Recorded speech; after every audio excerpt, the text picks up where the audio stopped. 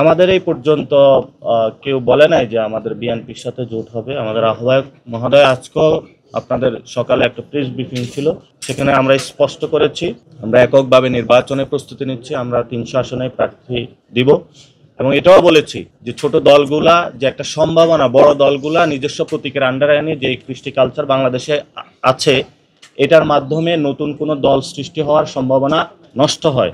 আগামীর যে সংসদ হবে সেটাকে একদলীয় অর্থাৎ একটা দল কুক্ষিগত করার জন্য ছোট দলগুলোকে অল্প কিছু টাকা পয়সার বিনিময়ে 2-1টা সিটের নমিনেশন দেওয়ার বদলে তারা নিজেদেরকে পকেটস্থ করার প্রচেষ্টা চালাচ্ছে।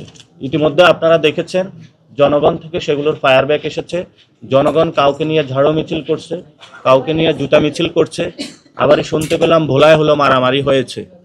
সো এই ধরনের অস্থিতিশীল বাংলাদেশ আমরা চাই না। আমরা চাই সুন্দর একটি সবাই সবার প্রতীক নিয়ে নির্বাচন করুক এবং আমরা ইনশাল্লাহ বলি যে আগামীতে বিএনপি এবং জামায়াত যে বড় দলগুলো রয়েছে সেখানে শাপলা করলে ইনশাল্লাহ বড় ফাইটিং জোনে থাকবে।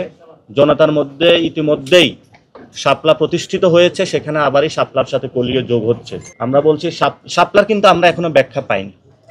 নির্বাচন কমিশনের যে স্বেচ্ছাচারী আচরণ, কিন্তু এখন কি তাহলে আমরা প্রতীক নিয়ে পড়ে থাকবো, আমরা ইলেকশন ফেজে ঢুকবো না? তো সেই জায়গা থেকে আমরা বৃহত্তর স্বার্থ চিন্তা করে এই ডিসিশনটা নিচ্ছি। কিন্তু ইলেকশন কমিশনের যে স্বেচ্ছাচারী আচরণ এটা পুরো বাংলাদেশের সামনে স্পষ্ট হয়েছে। আমরা ইনশাল্লাহ শাপলাকলি নিচ্ছি পুরো বাংলাদেশের।